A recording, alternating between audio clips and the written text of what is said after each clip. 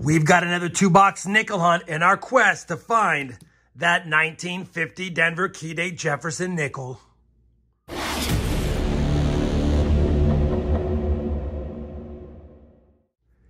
Hey everyone, it's RobFindsTreasure. Welcome back to my channel. We have a 2-box nickel hunt today. You know the mission. Find the 50D, find some silver, buffalo nickels, maybe some upgrades, maybe something for the Side Finds album.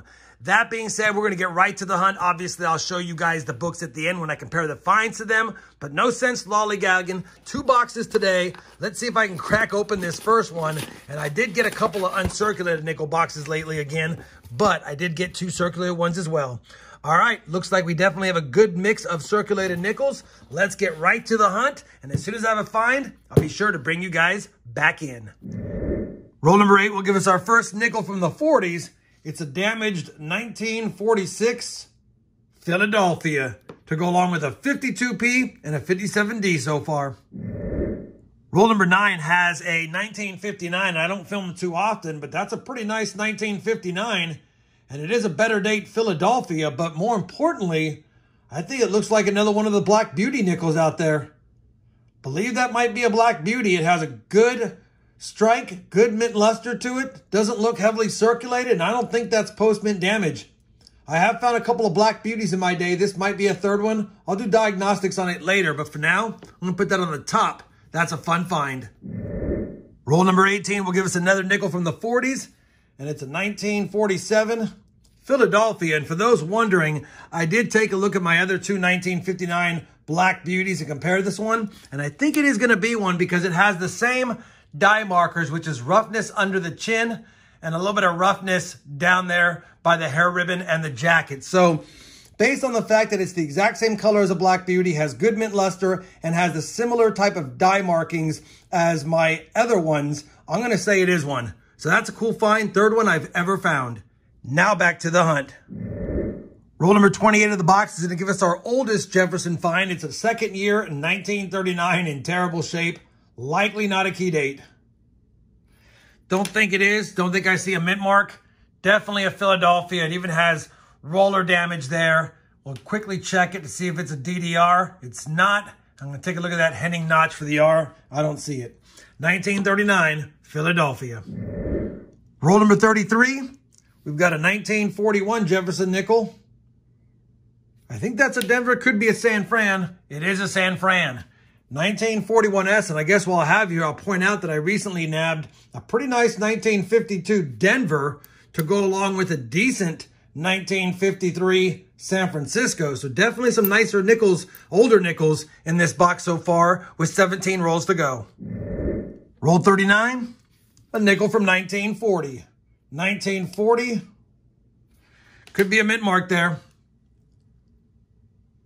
I think it's just damage. Either way, I have all the 1940s I need, but we'll add it to the board regardless. Roll number 43 will give us another nickel from 1946. Minted in Philadelphia. Roll number 47 is going to have a couple of finds here. Got a 1942 up front, and I can see peeking out back here another 1946. So we'll grab that one first. 1946 Philadelphia. And 1942... it kind of looks like it could be a silver nickel, but it's a transition year, so they made some out of 35% silver and some were not. So let's see if it has the big mint mark above the Monticello on the back. And it doesn't, but I just noticed it is a 42D, and that is a better date with a lower mintage. Just looking for that D over horizontal D over mint mark, but I don't see it. 1942 Denver, we'll take that. And like I said, another 46 Philly. Roll number 50 of the box will give us our first nickel from 1948. And that's a Denver. Well, we finished that first nickel box, and while it did have 20 finds on the board, no silver, no key dates, no 50D, of course, and no buffalo nickels, they have been eluding us lately. That being said, we had some decent finds with some better dates, and I will take it, including a Black Beauty nickel. 1 box down. Let's slide the second box over. Hopefully it opens easy. And it does. All right, let's take a quick peek. Definitely see some older Jefferson designs in here. And this one looks pretty promising. I'll have to take a look at that one off camera because I don't think I can get to it on camera. Either way, let's continue the hunt. for that 50D or some silver, buffaloes, something awesome for the board. Couldn't help myself. I grabbed roll number 50 out of the box, and it will be an ender. I think it's a 1947. So just wanted to clue you guys in on that one. And now I'm going to get on with the hunt. First roll of box 2 will have a first roll find, second from the end of the roll, a 1940 San Francisco. Roll number 58 of the 100 roll hunt will give us our second nickel from 1939. And yet again, it's pretty circulated, so it's probably not mint marked for a key date. And it's not. 1939, Philadelphia. Any doubling? No doubling. And no heading notch. Second 1939 found, though, and we'll take them. Roll 61, another oldie. 1941, Philly. Roll 64, another 1948 Jefferson nickel from Denver. Roll number 84, a nickel from 1941, and that's another San Francisco. Roll number 91, another 1948 Jefferson nickel from Denver. Roll number 92 is going to give us a foreign coin. It's gold colored, but I think I know what that is. I believe that's a Mexican coin, but let's just double check. Yep, 50 centavos, 1998, Estados Unidos Mexicanos. That's actually our first foreign of the hunt, and it's nice to add. We're down to 8 rolls, plus this to go. Just grabbed roll 50 out of the box. It's the one that had the 1947 ender. Let's see what mint it's from, and hopefully, being the last roll of the hunt, it has a friend with it. That 1947 end coin is a 47S. That's a better date, but not one we need and not a semi-key. Either way, we'll take it, add it to the board, and I'll be back with a recap of the hunt, unless I have another find in this roll.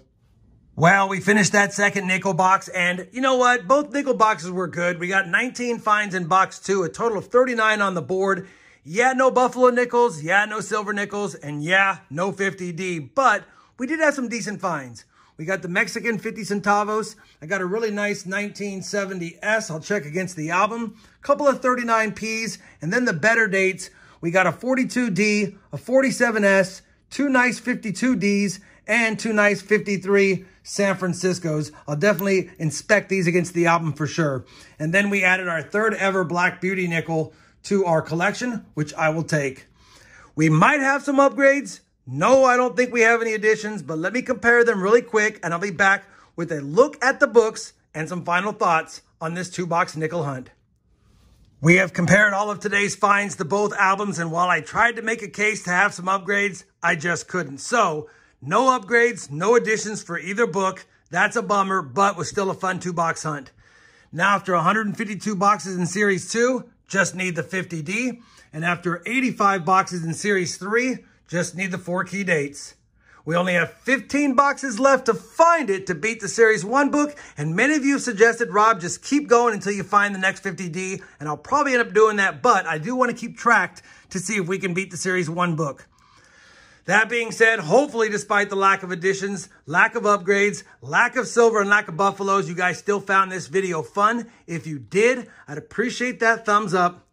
And as always, everyone, happy hunting, and thanks for watching.